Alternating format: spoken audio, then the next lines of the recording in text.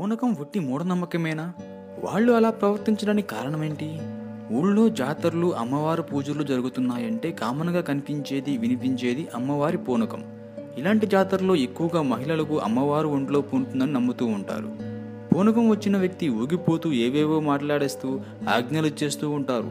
అమ్మవారే తమతో మాట్లాడిస్తున్నారని నమ్మిన చుట్టుపక్కల వాళ్ళంతా చేతులెత్తి నమస్కరిస్తూ అలాగే తల్లి, అలాగే అమ్మ, మీరు చెప్పినట్లు చేస్తాం అని చెప్తుంటారు.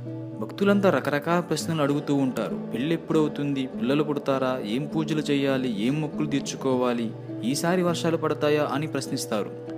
వీటన్నిటికీ పూనకం వచ్చిన వాళ్ళ సమాధానం చెప్తూ ఉంటారు. చుట్టూ ఉన్న వాళ్ళంతా చేతులెత్తి నమస్కరించేసరికి పూనకం వచ్చిన వాళ్ళు మరింత గట్టిగా అరుస్తూ ఊగిపోతారు. ఇలా మనుషుల శరీరంలోకి అమ్మవారు రావడం ఎంతవరకు నిజం? ఇదంతా వాస్తవమేనా? ఒట్టి మూఢనమ్మకమా? అసలు ఆ సమయంలో ఏం జరుగుతుంది? వాళ్ళు అలా ప్రవర్తించడానికి కారణమేంటి? వైద్యశాస్త్రం ఏం చెబుతుంది? ఇప్పుడు తెలుసుకుందాం. జాతరలు, నవరాత్రుల సమయంలో ఇండియాలో పూనకం అనేది చాలా సాధారణంగా కనిపిస్తూ ఉంటుంది. మనుషుల శరీరంలోకి అమ్మవారు వచ్చారంటూ కొంతమంది పండుగలు, జాతరలో నృత్యాలు చేస్తుంటారు. పూజ జరుగుతున్న సమయంలో, అంటే భక్తి పాటలు పాడేటప్పుడు, భజనలు చేసినప్పుడు వాళ్ళ మైమరిచిపోవటం వల్ల ఇలా పూనకం వచ్చినట్లు ప్రవర్తిస్తారు. కాళీ, దుర్గా, మరియమ్మ, సుంకాలమ్మ, నూకాలమ్మ అని గంభీరమైన అమ్మవార్లే పూనకంలోకి వస్తారని చెప్తారు. డ్రమ్స్ వాయించటం, భజన చేయటం, మంత్రాలు చదవటం, కర్పూరం వెలిగించటం వంటి వాటి వల్ల పూనకం వస్తుందని చాలామంది నమ్ముతారు. పూనకం వచ్చినప్పుడు మైమరిచిపోయి రకరకాలుగా ప్రవర్తిస్తారు. శరీరం అంతా వణిగిపోతున్నట్లు, వెనక్కి వాలిపోతున్నట్లు. ఒకవేళ మహిళలకు పూనకం వస్తే జుట్టు మొత్తం ముందుకు వేసుకొని ఊగిపోతూ చేతులు విదిలిస్తూ ఉంటారు. పూనకం రావటంపై ప్రతి ఒక్కరూ చాలా ఆశ్చర్యపోతూ ఉంటారు. అసలు దీని వెనుక ఉన్న లాజిక్ ఏంటో ఇప్పుడు తెలుసుకుందాం. దీని గురించి సైకాలజికల్, ఆధ్యాత్మిక చట్టాలు లేదా శాసనాలు ఏం చెబుతున్నాయో చూద్దాం.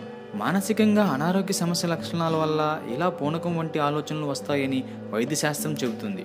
తీవ్రమైన మానసిక బాధ, మనోవైకల్యం కారణంగా ఇలా ప్రవర్తిస్తారని సైకాలజికల్గా నిరూపితమైంది. కొంతమంది సమాజంలో తమ గుర్తింపు కోసం ఇలా ప్రవర్తిస్తారు. ఇతరుల నుంచి గౌరవం పొందడానికి కొంతమంది ఇలా నటిస్తూ ఉంటారు. అమ్మవారు శరీరంలోకి వస్తే ఎదుటి వాళ్ళు బొట్టు పెట్టి దండలు వేసి గౌరవిస్తారు కదా, అందుకే ఇలా చేస్తారట. వాళ్ళకు కావలసిన పనులు పూర్తి చేసుకోవడానికి కూడా ఇలా ప్రవర్తిస్తారట. గతంలో కొన్ని ఆచారాలు, మూఢనమ్మకాల కారణంగా వితంతువులు, బాల్య వివాహాలు, కోడలపై రకరకాల చిత్రహింసలు ఉండేవి. దీని కారణంగా ఆ ఇంటి ఇష్టదేవత తనను పూనిందని లేదా చనిపోయిన వాళ్ళు తనలోకి ప్రవేశించారని చెప్పి చిత్రహింసల నుంచి బయటపడేవాళ్ళు. ఈ విధంగా పూనకం అనే దాన్ని పూర్వం ఉపయోగించుకునేవాళ్ళు. అమ్మవారు ఒంట్లోకి రావడం అనేది కేవలం ఒక మానసిక స్థితి. మానసికంగా కొన్ని అనారోగ్య సమస్యలకు ఇవి లక్షణాలు మాత్రమే అని వైద్యులు చెబుతున్నారు. దీన్నే మరొక రకంగా చెప్పాలంటే పిచ్చి. మానసికంగా పిచ్చి పట్టినట్లు ప్రవర్తిస్తారు.